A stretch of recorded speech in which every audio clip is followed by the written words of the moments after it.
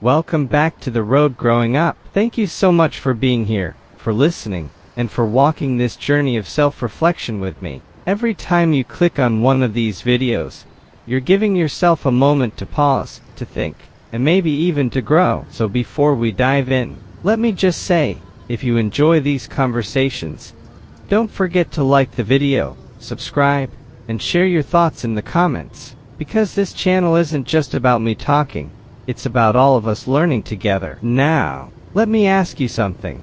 How many times have you gotten upset just because someone corrected you? Or maybe you refused to change your opinion, even when deep down you suspected you might be wrong. That's what today's topic is about: ego sensitivity and stubbornness. Two very human reactions that feel small in the moment, but can shape our relationships, our opportunities, and even the direction of our lives.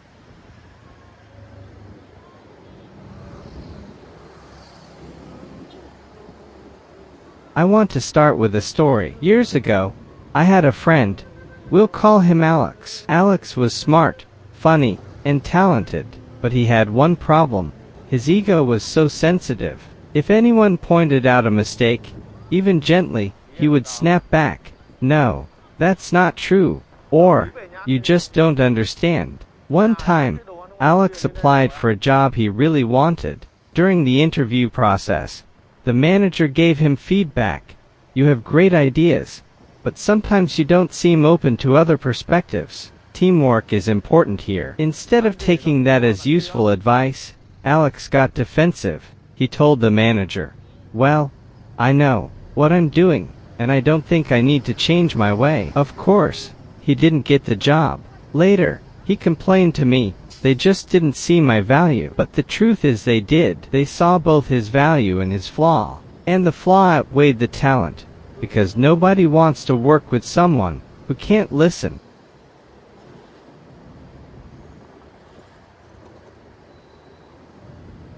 That moment stuck with me, because I realized we all have a little bit of Alex in us. Maybe not as extreme, but think about it. When was the last time someone gave you advice, and instead of listening, you got annoyed? When was the last time your pride kept you from saying, "You're right, I'll work on that"? It's easy to laugh at Alex, but it's much harder to admit that sometimes we're Alex. Ego sensitivity, what we usually call being too easily offended, doesn't just appear out of nowhere. It often comes from a fragile sense of self. We fear that if someone points out our flaws, it means we're not good enough. So we react quickly, almost defensively, to protect our self-image. And stubbornness, that usually comes from fear too. Fear of being wrong, fear of losing control, fear of being seen as weak or foolish. When we cling to our opinions, even when evidence shows otherwise, it's less about the opinion and more about protecting our identity.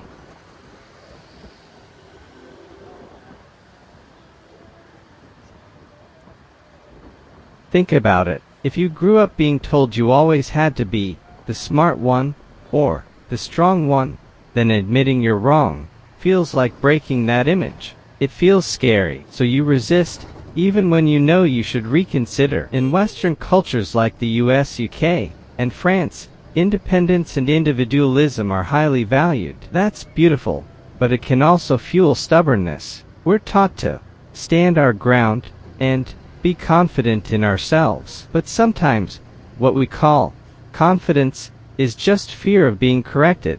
And let's be honest, nobody likes feeling small. Nobody enjoys being told, "You messed up." So instead of sitting with that discomfort, we fight back. That's ego sensitivity at work.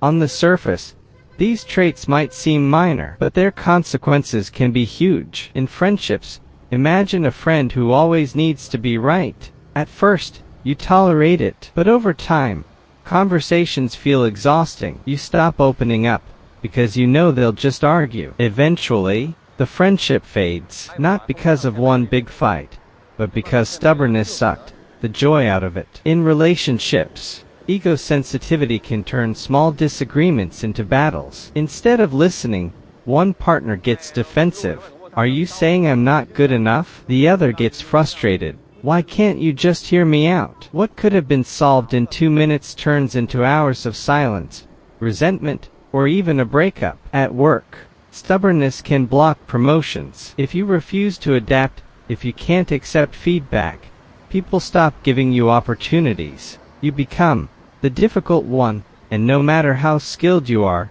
teamwork requires humility.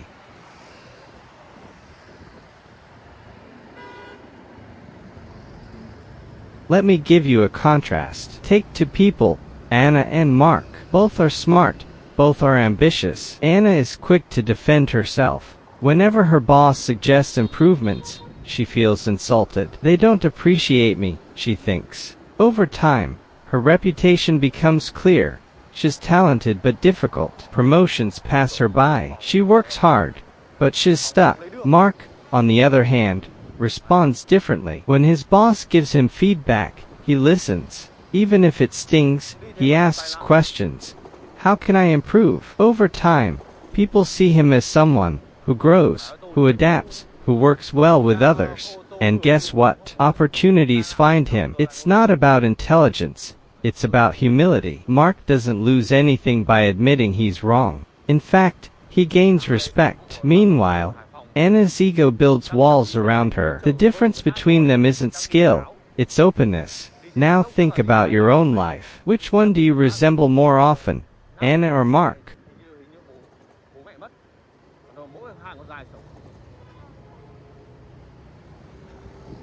So, how do we deal with this? How do we stop ego and stubbornness from running our lives? Here are some practical steps. 1. Pause before reacting. When someone criticizes you, your first reaction will almost always be defensive. Train yourself to pause, take a breath, count to 3, before saying anything. That little gap gives you time to choose a better response. 2. Reframe criticism as a gift. Feedback isn't an attack, it's an opportunity. Even if the delivery isn't perfect, ask yourself, is there truth here that can help me grow? 3. Practice saying, you might be right. These 4 words are powerful. You don't have to fully agree, but acknowledging the possibility opens space for dialogue. 4. Ask for feedback intentionally. Don't just wait for criticism. Go to a friend, a mentor, or a colleague and say, what's one thing I could improve? The more you practice, the less scary it feels.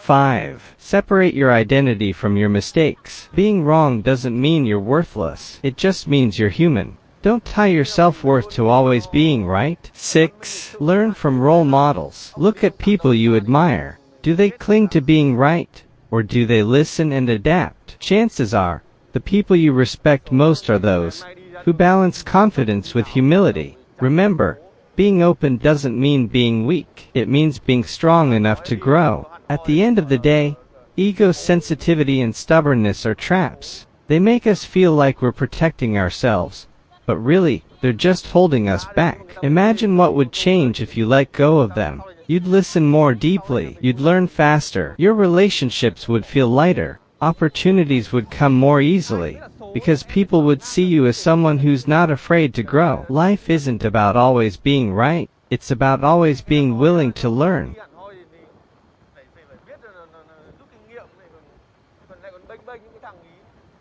So here's my invitation to you. The next time someone points out a flaw, instead of defending yourself, try thanking them. Try listening. Try opening the door instead of closing it. Because behind that moment of discomfort, there might be a lesson that changes your life. And now I want to hear from you. Have you ever lost an opportunity or a relationship because of ego or stubbornness? How did it feel? And what did you learn from it? Share your story in the comments. Let's learn from each other. Thank you for watching The Road Growing Up. If today's message resonated with you, please like this video, subscribe to the channel, and share it with someone who might need to hear it. Together, let's keep growing. Less ego, less stubbornness, more openness, more love.